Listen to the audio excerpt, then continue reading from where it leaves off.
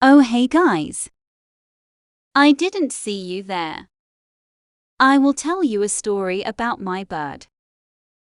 First, when I bought it from the pet shop, I said I will keep it.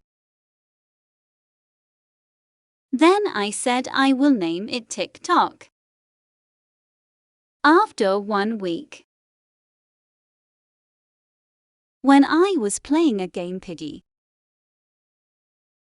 I saw a bird called Budgie. Then I named my bird Budgie. Then my sister bought a bird. Then she named it Budgie.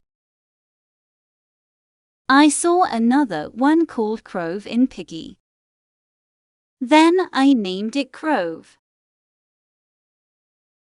Then I thought my bird was a girl. But it's a boy.